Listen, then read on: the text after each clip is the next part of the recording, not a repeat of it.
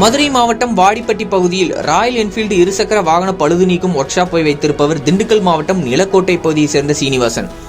3 ஆண்டுகளுக்கு முன்பு அதே வாடிப்பட்டி காவல் நிலையத்தில் உதவி சார்பு ஆய்வாளராக பணியாற்றி வரும் அண்ணாதுரை சீனிவாசன் வைத்திருக்கும் ஒர்க் ஷாப்பில் தனது ராயல் என்ஃபீல்டு பைக்கை பழுது பார்க்க கொடுப்பது வழக்கம்.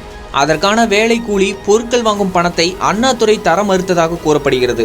தொடர்ந்து வாகனங்களை வேலைக்கு விடுவதும் அதற்கான பணம் 8600 ரூபாயை கொடுக்காமல் இலவசமாக எடுத்து சென்றதாகவும் கூறப்படுகிறது. தற்போது பாலமேடு காவல் நிலையத்தில் உதவி ஆய்வாளராக பணிபுரிந்து வரும் அண்ணாதுரை சில மாதங்களுக்கு முன்பு தனது காவல் நிலையத்தில் பணிபுரிந்து வரும் மற்றொரு காவலர் மூலம் தனது இருசக்கர வாகனத்தை கொடுத்து ஒர்க் ஷாப்பில் பணி செய்ய கூறியுள்ளார். அவரும் அந்த வாகனத்தை ஒர்க் ஷாப்பில் பழுது நீக்கம் செய்யுமாறு கூறியுள்ளார். ஆனால் சீனிவாசன் பழைய பாக்கி இருப்பதாகவும் பழைய பாக்கி தந்தால் மட்டுமே வேலை பார்ப்பதாகவும் கூறி வேலை பார்க்காமல் இருந்துள்ளார்.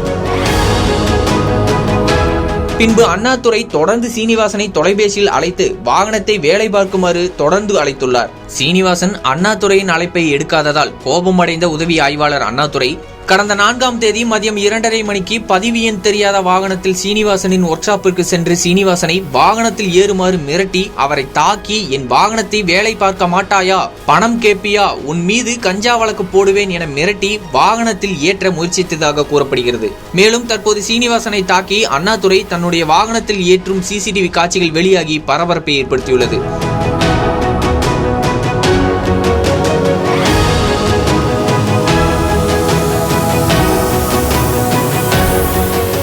இதனைத் தொடர்ந்து சீனிவாசன் மதுரை மாவட்ட காவல் கண்காணிப்பாளர், முதல்வர் தனிப்பிரிவு, மனித உரிமை கழக ஆணையம் என பல்வேறு துறைக்கு புகார் மனு அளித்து உதவி ஆய்வாளர் அண்ணாதுரையின் மீது நடவடிக்கை எடுக்குமாறு புகார் அளித்துள்ளார். காவல்துறை ஆய்வாளர் தனது இருசக்கர வாகனத்தை இலவசமாக பழுது நீக்குமாறு ஒர்க் ஷாப் உரிமையாளரை தாக்கிய சிசிடிவி காட்சிகள் வெளியாகி தற்போது பரபரப்பை ஏற்படுத்தியுள்ளது.